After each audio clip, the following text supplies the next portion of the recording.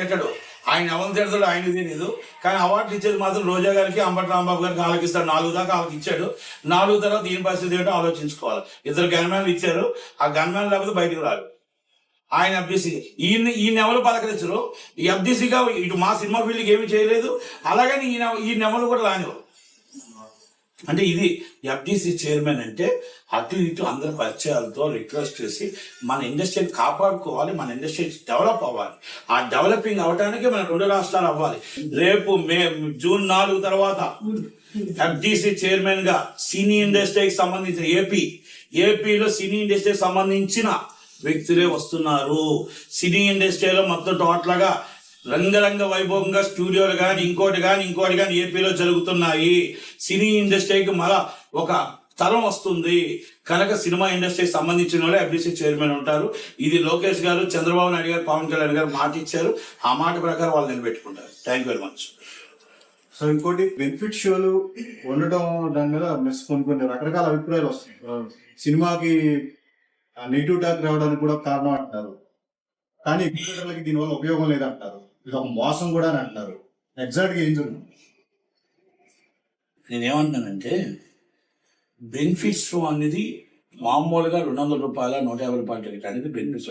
తెల్లవారు 4 గంటలకు బెనిఫిట్స్ ఇవ్వడం ఎగ్జిబిటర్ తప్పు, 12 గంటలకు బెనిఫిట్స్ ఇవ్వడం ఎగ్జిబిటర్ తప్పు. దాని పర్మిషన్ ఇచ్చింది గవర్నమెంట్ తప్పు. మా ప్రజల దగ్గర ప్రజలే దేవుళ్ళు అంటారు కదా, వాళ్ళ దగ్గర 2000 రూపాయలు దోచుకోవడం అనేది కరెక్టా? ఇది ఒక ప్రొడ్యూసర్ రావట్లే, ఒక డిస్ట్రిబ్యూటర్ రావట్లే, ఒక ఎగ్జిబిటర్ రావట్లే, ఒక దళారీ తీసుకుంటున్నాడు. దళారే తీసుకుంటున్నాడు. ఆ దళారీ డబ్బులు వెళ్ళడం కోసం గవర్నమెంట్ ఎందుకు సపోర్ట్ చేస్తుంది, ఈ ఎగ్జిబిటర్ ఎందుకు సపోర్ట్ చేస్తున్నాడు?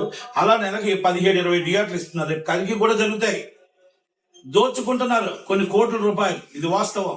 ఇది ప్రొడ్యూసర్కి వస్తుందేమో చెప్పానండి స్టేట్మెంట్, ఇది డిస్ట్రిబ్యూటర్కి వస్తుందేమో చెప్పానండి. ఎగ్జిబిటర్కి వచ్చే రెంట్ 20,000 30,000 ఇస్తున్నారు నైట్ 2 షోలు వేస్తే. మీరు మామూలుగా 7 గంటల షో చూసుకోండి, 7 గంటల షో మనం 150 రూపాయలు గవర్నమెంట్ ఏదైతే ఆ రేటే ఉంటాయి. మరి ఈ బెనిఫిట్స్ వల్ల మరి ఎగ్జిబిటర్ తెలుసుకోగలగాలి, గవర్నమెంట్ కూడా తెలుసుకోగలగాలి, కమిషనర్ పోలీస్ గారు తెలుసుకోగలగాలి, అక్కడ ఎవరైతే జిల్లా కలెక్టర్ గారు తెలుసుకోగలగాలి. అంటే ఇవ్వడం వల్ల గవర్నమెంట్ సినీ ఆటోగ్రఫీ మినిస్టర్ కూడా తెలుసుకోగలగాలి. గతంలో జరిగిన పొరపాట్లు ఈ గవర్నమెంట్లో పొరపాటు జరగకుండా సార్ ఎవరో ఫోన్ చేయనియండి, అది న్యాయమా అన్యాయమా చూడండి.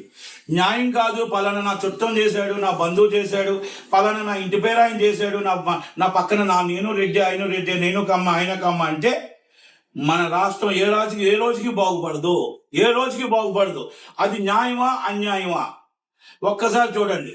ఈ రోజు జరుగుతున్నాయి ఆంధ్రప్రదేశ్లో అరాచకాలు, అధికార పార్టీ అరాచకం జరుగుతుంటే, ఒక మిషన్స్ మధ్య ఎరగొడుతూ ఉంటే పట్టుకోలేని పరిస్థితుల్లో, కంప్లైంట్లు పెట్టలేని పరిస్థితుల్లో ఉన్నారు పోలీసులు కానీ ఇంకొకరు కానీ. ఈ రోజు దొరకలేదు సార్ అంటున్నారు. తలుచుకుంటే మీరు పట్టుకునేది అసాధ్యం కాదు, అది పట్టుకోవాలని అసాధ్యం కాదు. కానీ ఇక్కడే కాదు, ప్రతిది ఇక్కడ కూడా ఒక అరాచకం సృష్టిస్తున్నారు.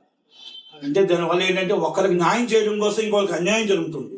మీకు మళ్ళీ దాన్ని ఎందుకు తీసుకొచ్చానంటే, ఇలా ఈ సినిమా ఫీల్డ్లో కూడా మీరు దయచేసి రేవంత్ రెడ్డి గారు, కోమటిరెడ్డి వెంకటరెడ్డి గారు, కొన్ని ఇష్యూలు జరిగాయి మొన్న ఇష్యూలు ఏంటంటే అప్పుడప్పుడే మీకు గవర్నమెంట్ వచ్చింది కాబట్టి మీరు తెలియక జరిగి ఉంటాయి. ఎందుకంటే 500 రూపాయలు 400 రూపాయల రేట్లు అనేది కరెక్ట్ కాదు. 300 రూపాయలు దాటి రేట్ ఇవ్వకండి. పేదవాడు మల్టీప్లెక్స్లో సినిమా చూడాలి. ఎందుకు చూడకూడదు? 100 రూపాయల టికెట్ పెట్టండి, 200 రూపాయల టికెట్ పెట్టండి. పేదవాడికి ఆక్యుపెన్సీ 100 పెట్టండి, ఒక 75 సీట్లని పెట్టండి. పేదవాడు సినిమా చూడకూడదా? పేదవాడు అడుగు పెట్టకూడదా? పేదవాడు ఓట్లు కావాలి, పేదవాడు సీట్లు కావాలి, కానీ పేదవాడు మల్టీప్లెక్స్లో అడుగు పెట్టకూడదు. పలానా రోజు నేను మల్టీప్లెక్స్ చూసాను రోడ్డు మీద నుంచి చెప్పాలా? మల్టీప్లెక్స్లో సినిమాకి వెళ్ళకూడదా?